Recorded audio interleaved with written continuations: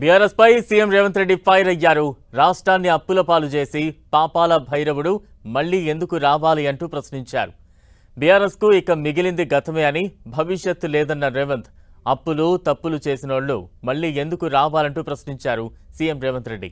మహబూబ్ నగర్ జిల్లా మిర్చిల్లో సీఎం రేవంత్ తన రాజకీయ ప్రస్థానం 20 ఏళ్లు పూర్తయిన సందర్భంగా కృతజ్ఞతా సభ నిర్వహించారు.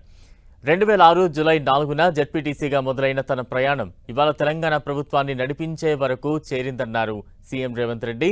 2024 నుంచి 2034 వరకు రాష్ట్రంలో ప్రజా ప్రభుత్వమే ఉంటుందని ధీమా వ్యక్తం చేశారు.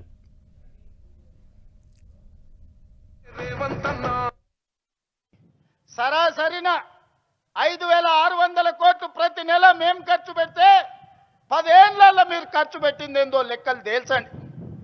మొన్నటికి మొన్న మా జూపల్లి గారు సవాలు విసిరినరు. 70,000 కోట్ల రూపాయల అప్పున్న రాష్ట్రాన్ని మిగులు బడ్జెట్ 16,000 కోట్ల రూపాయలతో మీకు అప్పచెప్తే 8,21,000 కోట్ల రూపాయల అప్పులు చేసిరు. ఇల్లు ఇయ్యలే, పెన్షన్ ఇయ్యలే, నిధులు ఇయ్యలే, నీళ్లు ఇయ్యలే, నిరుద్యోగ యువకులకు ఉద్యోగాలు ఇవ్వలే. మరి ఎందుకయ్యా వీళ్ళు ఇంతగానం రావాలి రావాలి అంటుర్రు? ఒక్కసారి మా సోదరులను ఆలోచన చేయమని అడుగుతున్నా. ఎందుకంటే అల్లుని మంత్రి చేసిండు, కొడుకుని మంత్రి చేసిండు, బిడ్డని ఎంపీని చేసిండు, ఓడితే ఎమ్మెల్సీ చేసిండు.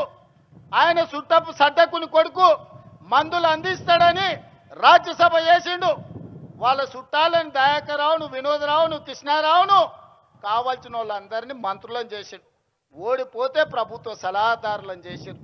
అందుకే వాళ్ళు తాపత్రపడుతురా, గుండెలు బాదుకుంటురు, రావాలి రావాలి మా పాపాల భైరవుడు రావాలి.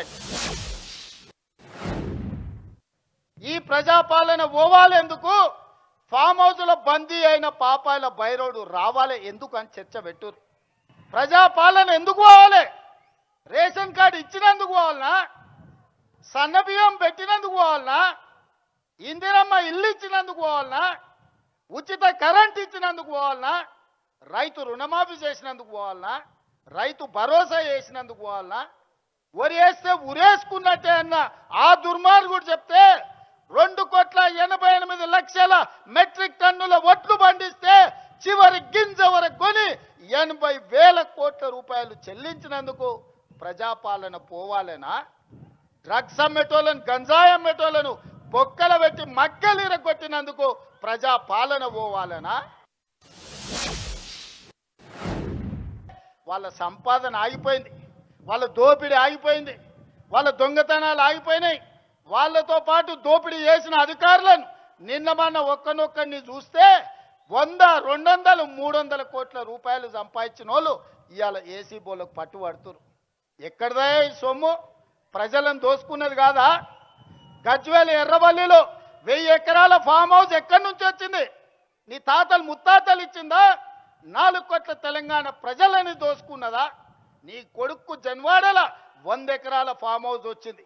నీ అల్లుడు హరీష్ రావుకు 50 ఎకరాలు మోయినాబాద్ల ఫామ్ హౌస్ వచ్చింది. నీ బిడ్డ కల్వకుంట్ల కవితకు శంకర్పల్లిల 25 ఎకరాల ఫామ్ హౌస్ వచ్చింది. నీ సడ్డకుని కొడుకు సంతోష్ రావు లెక్కలైతే ఇక చెప్పేటట్టనే లేదు. ఎక్కడికెళ్ళి వచ్చినాయి 10 ఏళ్ళ? ఎక్కడివి ఆస్తులు?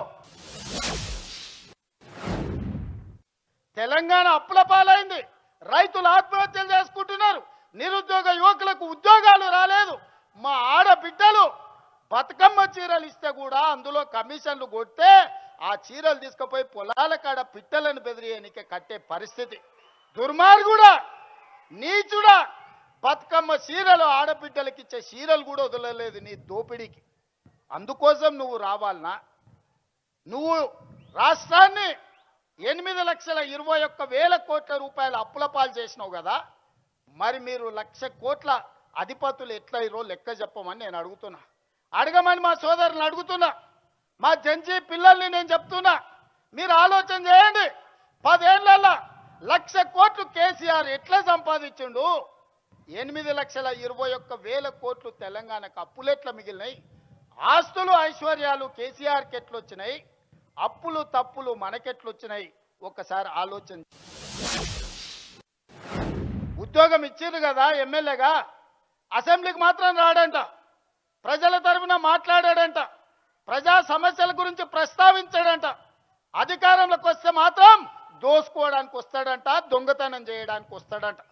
అందుకే నేను మొన్న చెప్పినా, ఇవాళ చెప్తున్నా, అరుంధతి సినిమాలో పశుపతిని ఎట్లయితే బూత్ బంగళాలో బంధించిన గొలుసులు పెట్టి ఈ పాపాల భైరవుడిని ఫామ్ హౌస్ లో 4 కోట్ల తెలంగాణ ప్రజలు గొలుసులేసి కట్టేసిండ్రు.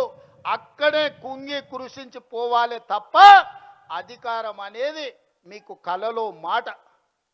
ఏదైనా ఉందంటే అది మీకు గతమే, ఇక మీకు భవిష్యత్తు లేదు. మీ భవిష్యత్తు శాశ్వతంగా ముగింపు పలికిండ్రు తెలంగాణ ప్రజలు. అందుకే మిత్రులారా,